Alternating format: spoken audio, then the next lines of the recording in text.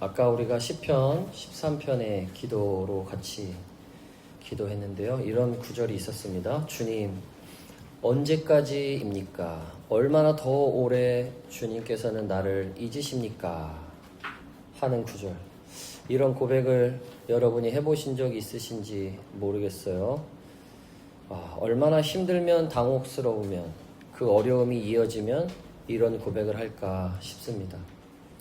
그런데 이 시편 기자는 마지막에 이렇게 고백합니다. 그러나 나는 주님의 한결같은 사랑을 의지합니다.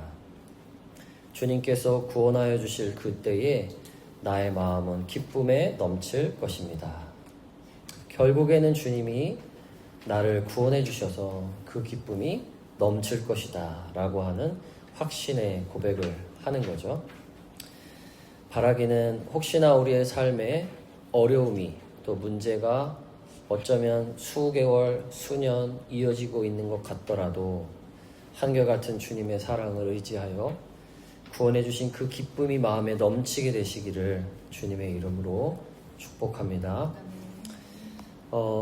그런데요, 그럼에도 불구하고, 이런 은혜가 있음에도 불구하고, 만약에 우리가 창세기 22장에 나오는 아브라함과 같은 상황이라면 이건 또 다른 어려움이 될 수도 있을 것 같아요.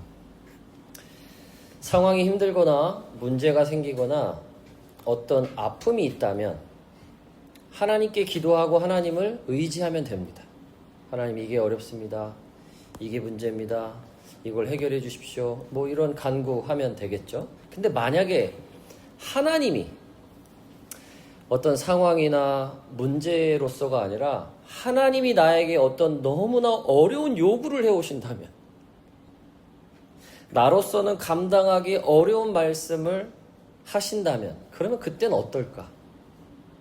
재정에 문제가 있든 뭐 환경에 어려움이 있든 뭐 사랑과의 아픔이 있으면 그걸 가지고 하나님께 가면 되는데, 하나님으로부터 나에게 감당하기 버거운 어떤 요구, 말씀이 나에게 온다면 그럼 그때는 어떻게 해야 될까? 저는 그게 딱 이 창세기 22장에 나오는 하나님이 아브라함에게 아들을 번제로 드리라고 하는 말씀의 상황이 아닌가 싶어요. 이 말씀을 오늘 우리에게 어떻게 적용할 수 있을까요? 여러분, 창세기 아브라함처럼 하나님이 내 외아들을 번제로 드려라 하신 일은 없습니다. 우리 대한민국의 기독교인이 대략 100만, 뭐 좀 이제 100만이 안 된다고도 하던데, 1000만? 1000만인가요? 어쨌든 갑자기 숫자도 헷갈리네요. 엄청나게 많은 기독교인들이 있지만 이들에게 아들을 번제로 드려라 이런 명령 받으신 분은 없어요. 이런 직접적인 말씀은 없단 말이에요. 그러면 이런 말씀은 오늘 우리에게 어떤 식으로 해석이 돼야 되는가? 저는 이 말씀을 보다가 이런 상황하고 비슷하겠다 싶었어요. 제 얘기를 한번 해볼게요. 제가 개척을 한다고 했을 때 의외라는 반응을 보이신 분들이 좀 있습니다. 왜 갑자기 개척이냐? 심지어 어떤 분들은, 누군지는 말씀 안 드리겠습니다. 어떤 분들은 목사가 개척을 한다는데 무슨 꿍꿍이가 있는 게 아니냐. 개척에 무슨 꿍꿍이가 있을 수 있는지 너무 궁금하지만 어쨌든 그런 분도 있는 것 같아요. 이해는 돼요. 왜냐면 한 번도 개척에 대한 얘기를 안 하고 있다가 갑자기 개척을 한다니까 뭐 이해가 안 되니까 이제 별의별 추측을 다 해보는 거겠죠. 저는 부목사로 열심히 충성하다가 때가 되면 어느 교회에 뭐 청빙을 받아서 또 지금처럼 열심히 목회하면 되겠거니 하고 생각하고 그냥 살던 사람입니다. 그렇게 목회하던 사람이에요. 그런데 어느 시점인가 하나님이 저한테 개척에 대한 마음을 주시는 거예요. 근데 그런 생각을 오랫동안 품었던 사람이 아닌지라, 그리고 원래 뭐 개척을 별로 그렇게 긍정적으로 생각하는 사람이 아니었어요, 저는. 근데 이런 마음을 주시는데 이게 진짜 하나님의 마음인지 확인하고 또 확인하고 확인하는데 수개월이 걸렸습니다. 어쩌면 처음부터 하나님 이렇게 하라고 하시는 것 같아, 알았는 것 같아요. 근데 그 길이 안 가고 싶었겠죠. 왜냐하면 개척을 원래부터 많이 생각했던 사람이 아니니까. 지금 말을 좀 쉽게 하지만 그 과정이 조금 골치 아팠어요. 하나님, 저 아시잖아요. 무슨 제가 갑자기 개척입니까? 개척할 수 있는 사람은 저 같은 사람 말고 저기 있는 저 아무개 목사님 저런 분들이 개척하는 거지 뭐 제가 무슨 누구는 개척을 위해서 수년 동안 준비를 했다는데 누구는 개척 훈련을 받았다는데 누구는 뭐 개척 멤버가 뭐 몇십 명이 있다는데 저는 그런 거 하나도 없고 생각도 안 해봤는데 무슨 갑자기 개척입니까? 이해가 잘 안 되죠. 저도 이해가 안 됐어요. 그러니까 딴 사람들도 당연히 이해가 안 되겠죠. 하지만 이 마음이 너무 커져서 개척을 안 하면 안 되겠구나. 그래서 정말 그냥 맨 땅에 헤딩해야 되는 상황이면 할 생각하고 일단 개척을 하겠다고 하고 일단 나오게 된 거예요. 오늘 말씀을 준비하면서 굳이 오늘날의 의미를 붙여서 이 아브라함의 상황을 해석해 보자면 이와 비슷한 것 같아요.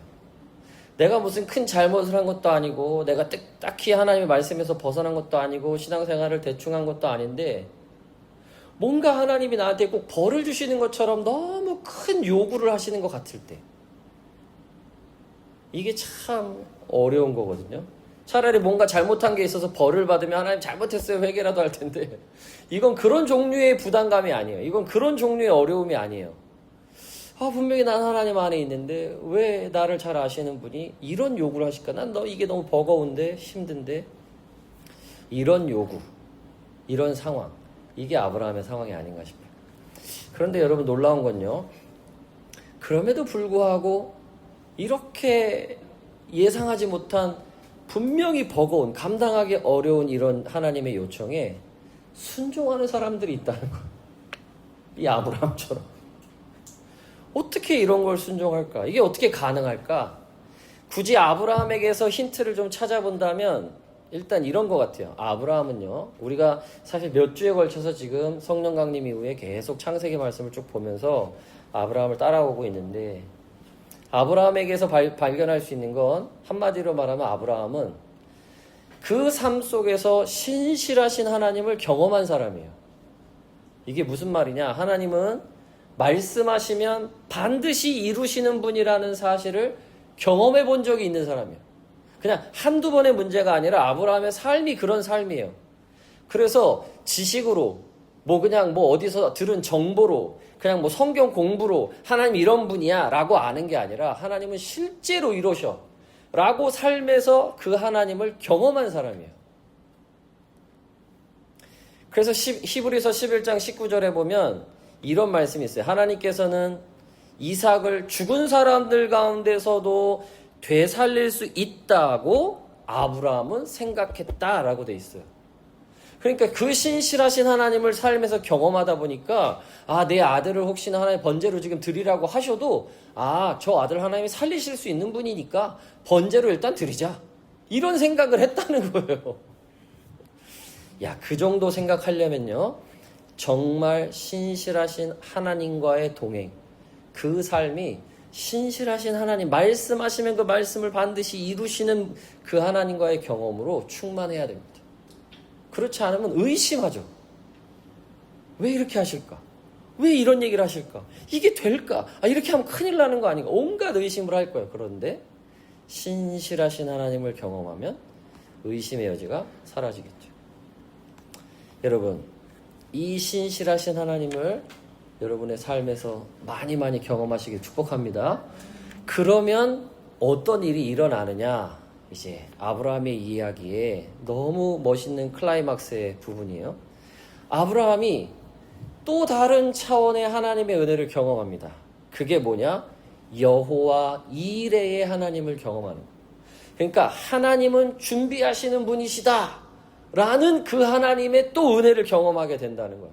신실하신 하나님을 경험해온 아브라함이 준비하시는 하나님을 경험하는 거예요. 근데 이 준비가 뭐냐? 먼저 말씀을 다시 보면 창세기 22장 14절에 이런 일이 있었으므로 아브라함이 그곳 이름을 뭐라고 했다고요? 여호와 이레라고 하였다. 오늘날까지도 사람들은 주님의 산에서 준비될 것이다 라는 말을 한다. 준비하시는 하나님을 경험한 거예요, 아브라함이. 근데 여기서 준비하신다. 여호와 이레, 여호와께서 준비하신다 라는 뜻은 우리는 보통 하나님이 나에게 피할 길을 주신다. 뭔가 준비해 놓으셔갖고 이걸 해결할 수 있는 뭔가를 주신다 라는 식으로 이해하는 경향이 있어요. 그것도 맞는 것 같아요. 그런데 이 맥락에서 보면, 이 창세기 22장의 맥락에서 보면 그 정도의 수준이 아니에요. 하나님이 준비하신다는 거. 하나님이 준비하신다라고 하는 이 여호와 일의 의미는 뭐냐? 저는 이건 것 같아요. 죽음이 아니라 생명을 준비하신다는 차원의 의미입니다. 그냥 내 앞에 이런 문제 해결할 길이 필요하다, 도움의 손길이 필요하다라는 정도가 아니에요. 죽음을 뛰어넘는 생명을 준비해 놓으셨다는 거예요. 저는 이걸 이렇게 표현하고 싶어요. 완전히 다른 차원의 삶을 준비해 놓으신 거예요. 여러분, 이게 여러분의 이해를 돕기 위해서 아주 노골적으로, 여러분에게 목숨이 9개라면 어떻게 살아보실 것 같아요? 한 번 정도는 내가 마음껏 해보고 싶은 거 해보겠죠. 어차피 8병원이 남으니까. 또 한 번 정도는 뭐 그냥 아주 도전적인 것도, 내가 겉보여가지고 쫄보여가지고 못해보던 뭔가 스카이다이빙도 해볼 수 있겠죠, 단순히 말하면. 근데 여러분 보세요. 하나님이 죽음이 아니라 생명을 놓으셨다는 건 생명으로만 충만하도록 준비하셨다는 거예요. 그렇다고 한다면 어떤 삶이 펼쳐질까요? 죄송합니다. 쫄 필요 없죠. 겁먹을 필요가 없죠. 두려워할 필요가 없죠. 왜요? 내 바탕이 생명이니까. 생명을 준비해 놓으셨다니까. 그래서 다른 차원의 삶을 준비하신 거다라고 제가 말씀드리는 거예요. 왜 이렇게까지 말할 수 있느냐? 이게 저 혼자 그냥 추측으로 제가 기분적으로 이런 말 드리는 게 아니라 성경의 맥락에서 자세히 보면 또 시간이 걸리니까 여러분 다 아시는 거라서 한마디로 명확하게 그냥 말씀드리면, 이 아브라함이 이삭을 번제로 드리는 이 사건은 하나님이 아들 예수님을 십자가의 희생제물로 드리는 것과 연결되는 거예요. 그 예표의 사건이에요. 외아들을 번제로 드린다.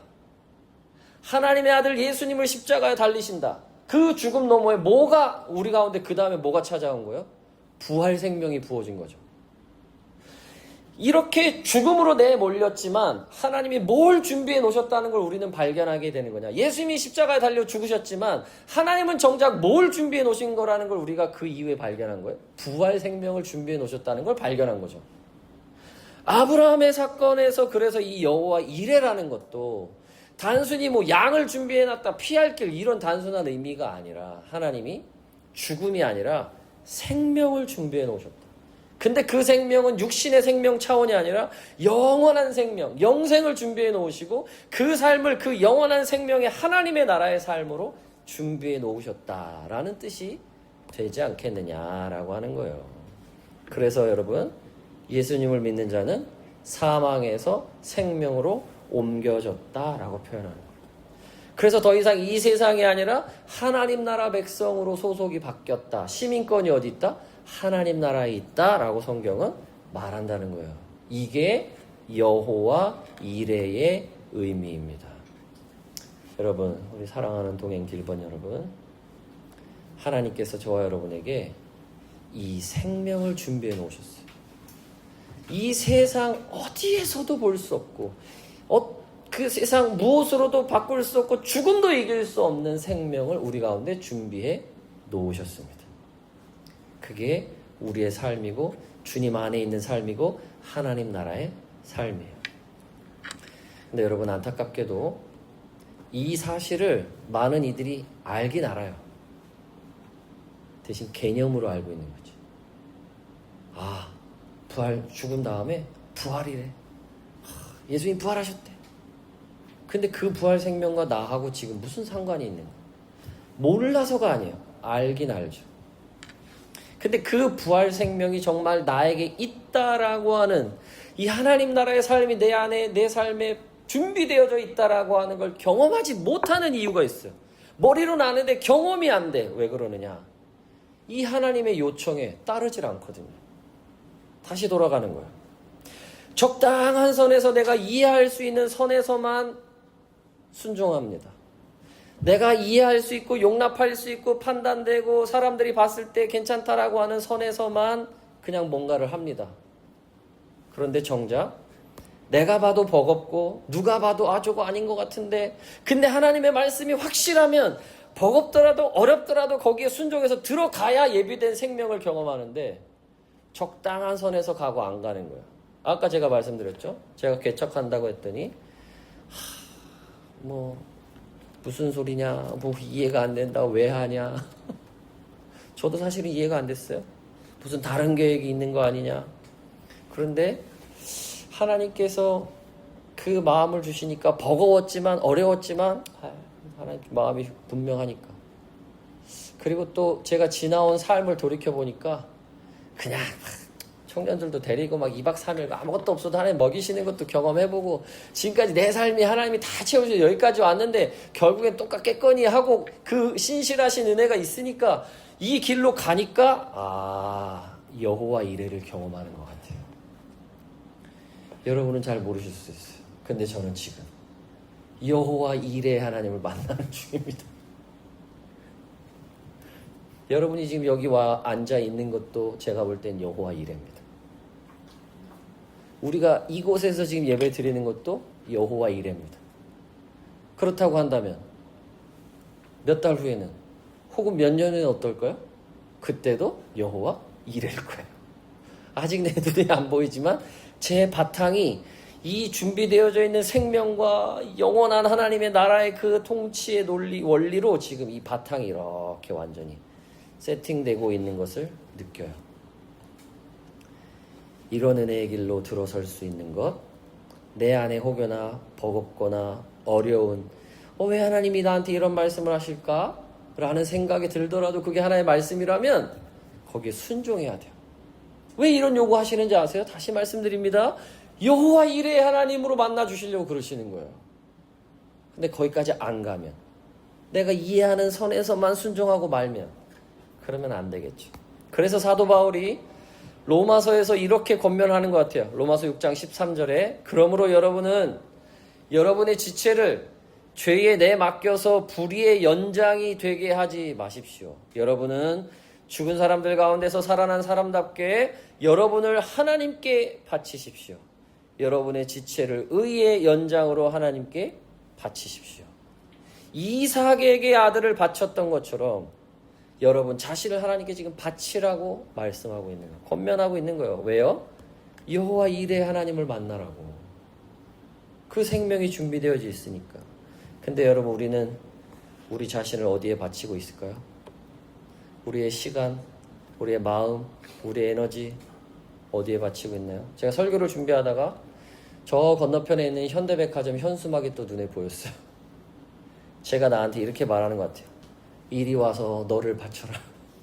너의 돈을 여기다 바치고 너의 쇼핑 시간을 여기다 바쳐라. 그럼 내가 좋은 옷도 싸게 주고 맛있는 것도 너한테 줄게. 여기에 생명이 있고 여기에 기쁨이 있어. 이렇게 날 부르는 것 같아요. 저 잘생긴 얼굴로.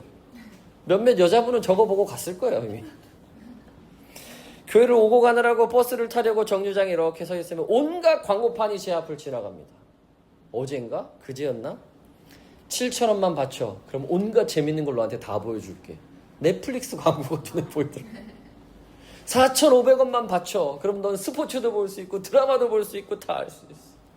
너의 시간을, 너의 개인정보를 나한테 좀 갖다 줘봐. 그럼 내가 너한테 이 좋은 걸 줄게. 우리가 이런 환경에 살다 보니까 정작 하나님께 드려야 될 시간, 하나님 앞에 나아가야 될 내 모습, 이런 것들은 안 바치고 다 세상에다 내 모든 걸 다 갖다 바쳐버려. 그러니까 삶이 어떻게 되는지 아세요? 허무해집니다. 허무해져요. 이건 제 얘기가 아니라 진짜 죽음의 그림자만 그늘지게 된다는 게 어떤 연구를 제가 하나 발견했어요. 물질주의의 값비싼 대가라는 책이 있어요. 그 책을 쓴 팀 캐서라는 이 학자가 뭘 실험을 했냐면 몇 개월 동안 여러분이 몇 개월 안에 일을 목표를 한번 써보라고 하는 거예요. 그리고 그 목표를 달성했을 때 얼마나 행복할지를 체크해 놓으라고 이렇게 테스트를 해본 거예요. 근데 이 연구에서 뭐가 발견되는지 아세요? 사람들이 어떤 목표로 삼으라고 하는 것에 대부분 이런 걸 써놨대요. 좋은 집을 갖는 거, 좋은 차를 가는 거, 뭐 좋은 옷을 입는 거, 좋은 성적을 얻는 거, 뭐 좋은 소위 말해서 물질적인 것들의 목표를 다 세우는 거예요. 그리고 그것이 이루어졌을 때 얼마나 행복한가 이런 걸 보는데 여러분 생각보다 그 만족도나 행복도나 자아 실현의 수준이 굉장히 낮더라는 거예요. 오히려 이걸 가지면 행복할 줄 알고 막 추구했는데 그게 다 가져집니까? 안 가져지니까 스트레스 받아서 각종 두통과 복통과 요통의 육체적인 증상을 유발하면서 심지어 즐거움이나 만족보다 불안, 슬픔, 분노를 더 많이 느낀대요. 이게 제가 하는 말이 아니에요. 이 학자가 연구해서 밝혀낸 거예요. 그러면서 뭐라고 하느냐? 물질주의적인 목표가 아니라 예를 들면 이런 목표. 돈을 많이 벌어서 공부할 여건이 안 되는 사람들에서 내가 재단을 만들겠다라는 목표나 아니면 내가 공부 열심히 해서 의사가 돼가지고 병원이 없는 나라에 가서 뭐 사람들을 살리겠다라고 한다거나 내가 요즘 월급을 잘 모아가지고 저 어려운 이웃을 돕는데 내가 이번에 한번 써야 되겠다라고 한다거나 예를 들면 그런 류의 목표를 가진 사람들은 희한하게도 삶의 만족도와 행복이 높더라는 거예요. 물질주의적인 목표는 아무리 달성해봐야 결국에는 그것 때문에 더 많은 어려움을, 죽음이, 삶이, 허무함이 덮는다는 거예요. 자, 학자는 이걸 어렵게 연구해서 알았잖아요. 근데 성경은 이미 써 있었어. 로마서 19장 22절을 제가 천천히 읽어볼 테니까 잘 들어보세요. 여러분의 이해력이 미약함으로 내가 사람의 방식으로 말하겠습니다. 여러분이 전에는 자기 지체를 더러움과 불법의 종으로 내맡겨서 불법에 빠져 있었지만 이제는 여러분의 지체를 의의 종으로 바쳐서 거룩함에 이르도록 하십시오. 여러분이 죄의 종일 때에는 의에 얽매이지 않았습니다. 여러분은 그때 무슨 열매를 거뒀습니까? 이제 와서 여러분이 그러한 생활을 부끄러워하지만은 그러한 생활의 마지막은 죽음입니다. 이제 여러분은 죄에서 해방을 받고 하나님의 종이 되어서 거룩함에 이르는 삶의 열매를 맺고 있습니다. 그 마지막은 영원한 생명입니다. 세상에 바치는 것, 불법에 바치는 것의 결론은 죽음이지만 하나님께 바치는 삶은 영원한 생명이라는 거예요. 그래서 23절에 이렇게 단언합니다. 죄의 싹은 죽음이요 하나님의 선물은 우리 주 예수 그리스도 안에서 누리는 영원한 생명입니다. 죄가 준비해 놓은 건 뭐예요? 죽음이에요. 그런데 하나님의 선물, 하나님이 준비해 놓으신 건 뭐예요? 그리스도 예수 안에서의 영원한 생명이라는 거예요. 여호와 이레의 하나님을 만나시기를 축복합니다. 그래서 나를 바치는 거예요. 나를 하나님께 드리는 거예요. 버겁죠. 나를 바치라 그러면. 뭔가 하나님이 내 걸 뺏어가시는 것 같이 느껴질 수도 있어요. 여러분 중에 혹시나 하나님이 나에게 버거운 요청을 하시는 것 같다. 왜 하나님이 나한테 지금 이런 요구를 하실까라는 그런 어떤 부담감이 있는 분이 있다면 여러분 기뻐하십시오. 그리고 바쳐버리세요. 그러면 여호와 이레의 하나님을 만나시게 될 거예요. 그게 오늘의 말씀에 우리에게 주시는 약속입니다. 하나님은 저와 여러분에게 하나님만이 주시는 생명의 풍성함으로 이 세상에서 얻을 수 없는 하나님 나라의 차원의 삶으로 우리를 인도하기 원하세요. 그래서 나에게 너를 바쳐라 말씀하시는 거예요. 여호와 이레의 하나님으로서 생명을 준비해 놓으셨기 때문에 네가 나에게 너를 바치면 이 생명 너에게 있다는 거 너가 알게 될 거야. 그 말씀하시는 거예요. 그러니 사랑하는 동행 길번 여러분, 여호와 하나님, 여호와 이레의 하나님이 저 여러분에게 어떤 부담감을 주시거든 기뻐하십시오. 그리고 바쳐버리세요.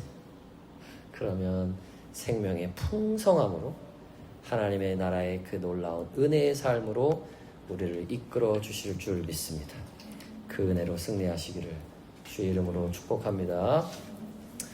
이 시간 말씀을 생각하면서 기도하기 전에 잠시 먼저 침묵했으면 좋겠습니다. 침묵 속에서 이렇게 한번 반문해 보세요. 하나님이 나에게 부담스럽게 말씀하시는 게 있었는데 내가 그냥 모르는 척하고 있진 않은가? 어쩌면 왠지 안 될 것 같고 왜 하나님이 나에게 이런 요구를 하시는가? 라고 두렵거나 불안하거나 어려움이 있다면 네, 우리는 그런 사람이라 그럴 수 있습니다. 하지만 여러분, 나 자신을 보지 마시고 하나님을 보십시오. 하나님이 여호와 이레의 하나님으로서 생명의 그 풍성한 영원한 생명으로 준비하고 계십니다. 잠시 침묵하면서 말씀을 한번 되새겨 보도록 하겠습니다.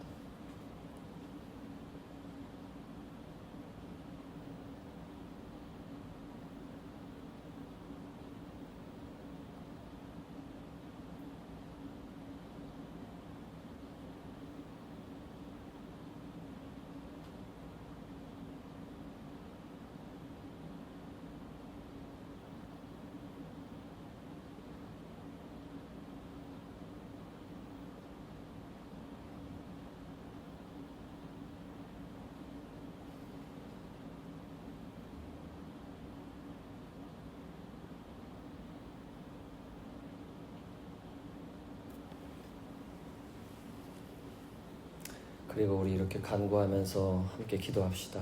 하나님, 주님께 나를 온전히 드리기를 원합니다. 나를 받으시고 여호와 이레 그 놀라운 하나님의 준비하심을 마음껏 누리는 인생 되게 하여 주옵소서. 우리 마음으로 함께 간절히 기도하며 나아갑시다. 하나님, 여호와 이레의 하나님이 준비하고 계심을, 예비하고 계심을 믿습니다. 다른 그 무엇도 아닌 하나님만이 주실 수 있는 그 풍성한 생명으로, 사랑으로 나를 예비하여 주고 계심을 믿습니다. 하나님, 그 생명의 풍성함, 놀라운 은혜의 사랑의 그 하나님 나라의 삶, 하나님 우리가 살아갈 수 있도록 인도하시옵소서. 하나님이 여전히 부족하고 두렵고 하나님의 그 신실하심을 온전히 누리지 못하여 하나님이 주시는 그 마음을 막연하게 두려워할 때도 있음을 고백합니다. 하지만 하나님, 그렇게 더 주님께 나아갑니다. 그렇게 더 주님께 맡기고 나아갑니다. 주님께 온전히 나를 드립니다. 나의 시간을, 나의 마음을, 나의 전 존재를 주님 손에 맡겨 드립니다. 하나님, 받으시옵소서. 받으시옵소서. 받으시옵소서.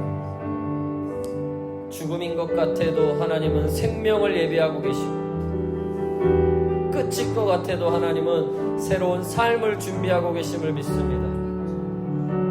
나로 하여금 하나님 나라의 삶을 살도록 그 풍성한 은혜의 생명의 넉넉함의 삶을 살게 하시려고 나에게 말씀하심을 믿습니다. 그렇게 순종하여 나아갈 수 있도록 역사하여 주옵소서.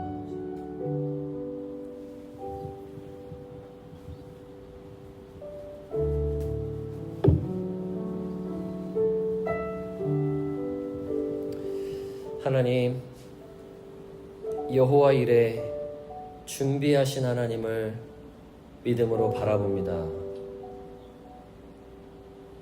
단순히 피할 길 정도가 아니라